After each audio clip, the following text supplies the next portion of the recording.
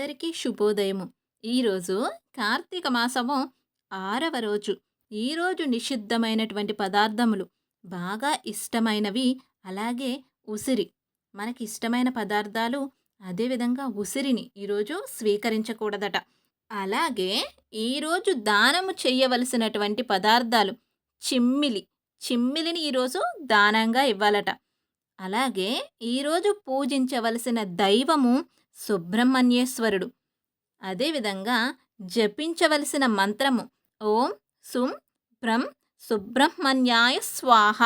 ఈరోజు సుబ్రహ్మణ్యేశ్వర స్వామిని పూజించడం కారణంగా సర్వసిద్ధి, సత్సంతానం, జ్ఞానలబ్ధి కలుగుతాయట. ఇక కార్తీక పురాణము 6వ అధ్యాయము దీపదాన విధి మహత్యము. ఓ రాజశ్రేష్ఠుడా, ఏ మానవుడు కార్తీక మాసము నెల రోజులు పరమేశ్వరుణ్ణి శ్రీ మహావిష్ణువును పంచామృత స్నానం చేయించి కస్తూరి కలిపిన మంచి గంధపు నీటితో భక్తిగా పూజించునో అట్టివానికి అశ్వమేధ యాగము చేసినంత పుణ్యము దక్కును. అటులనే ఏ మానవుడు కార్తీక మాసమంతయు దేవాలయమునందు కాని దీపారాధన చేయునో వానికి కైవల్యము ప్రాప్తించును. దీపదానం చేయుట ఎటులనగా పైడిపత్తి తానే స్వయముగా తీసి శుభ్రపరిచి ఒత్తులు చేయవలెను.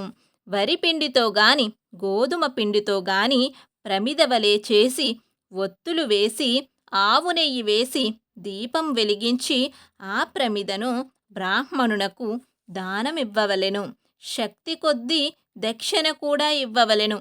ఈ ప్రకారముగా కార్తీక మాసమందు ప్రతిదినము చేసి ఆఖరి రోజున వెండితో ప్రమిదను చేయించి బంగారముతో ఒత్తిని చేయించి ఆవు నెయ్యి నిండుగా పోసి వెనుక చేసిన ప్రకారముగా గోధుమ పిండితో ప్రమిదను చేసి ఆవు నెయ్యి పోసి దీపము వెలిగించి ఈ నెల రోజులు దానము చేసిన బ్రాహ్మణునకే ఇది కూడా దానమిచ్చిన సకల ఐశ్వర్యములు కలుగుటయే కాక మోక్ష ప్రాప్తి కలుగును.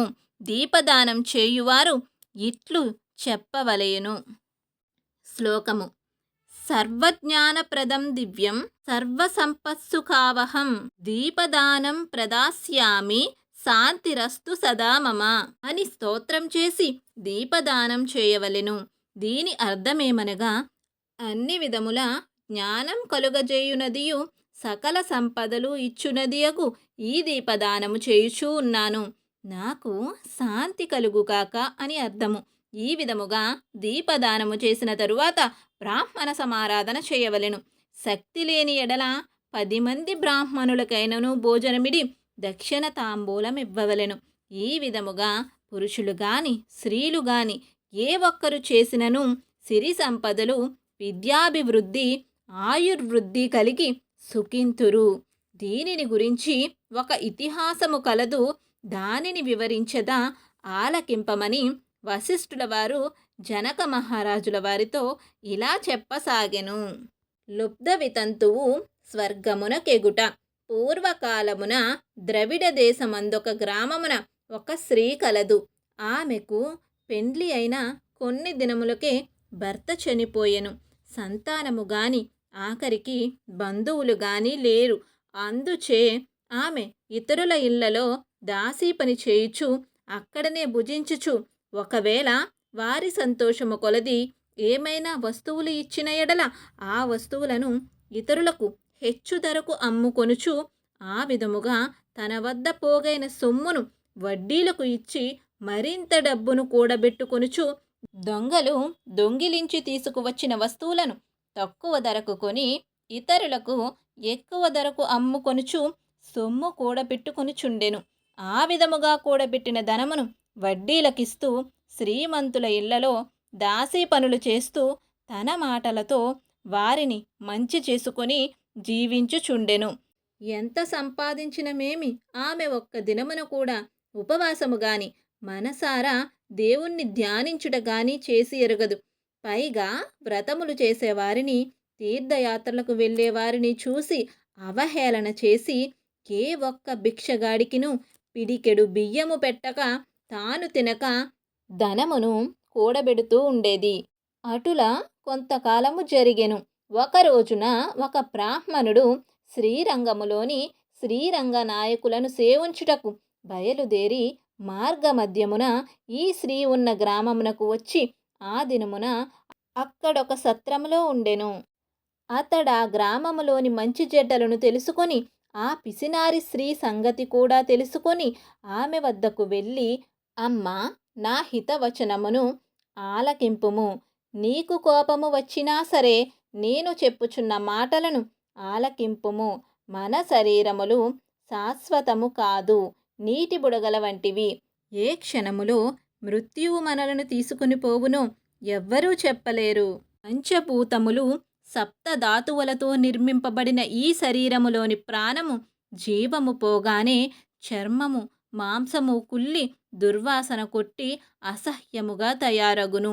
అటువంటి ఈ శరీరాన్ని నీవు నిత్యమని భ్రమించుచూ ఉన్నావు. ఇది అజ్ఞానముతో కూడిన దురాలోచన తల్లి. నీవు బాగా ఆలోచించుకొనుము. అగ్నిని చూసి పిడత దానిని తినేద్దామని భ్రమించి దగ్గరకు వెళ్ళి భస్మమగుచూ ఉన్నది. అటులనే మానవుడు కూడా ఈ తనువు శాశ్వతమని నమ్మి అంధకారములో పడి నశించుచున్నాడు. కాన నా మాట ఆలకించి నీవు తినక ఇతరులకు పెట్టక అన్యాయముగా అర్జించిన ధనము ఇప్పుడైనను పేదలకు దాన ధర్మములు చేసి పుణ్యమును సంపాదించుకొనుము. ప్రతిదినము శ్రీమన్నారాయణ్ణి స్మరించి వ్రతాధికములు చేసి మోక్షమునొందుము. నీ పాప పరిహారార్థముగా వచ్చే కార్తీక మాసమంతయు ప్రాతకాలమున నదీ స్నానమాచరించి దాన ధర్మములు చేసి బ్రాహ్మణులకు భోజనం పెట్టినచో వచ్చే జన్మలో నీవు పుణ్యవతివై సకల సౌభాగ్యములు పొందగలవని ఉపదేశమిచ్చెను. ఆ వితంతువురాలు బ్రాహ్మణుడు చెప్పిన మాటలకు తన్మయురాలై మనసు మార్చుకొని నాటి నుంచి దాన ధర్మములు చేయుచు కార్తీక మాస వ్రతమాచరించి జన్మరాహిత్యమై మోక్షము పొందెను. కావున కార్తీక మాస వ్రతములో అంత మాహాత్మ్యము ఉన్నది. ఇదంతా కూడా ఎవరికి చెప్తున్నారు? వశిష్ఠుల వారు జనక మహారాజుకి చెబుతూ ఉన్నారు. షష్ఠాధ్యాయము 6వ రోజు పారాయణము సమాప్తము. ధన్యవాదములు. నమో నారాయణాయ నమః. లోకా సమస్తా సుఖినో భవంతు.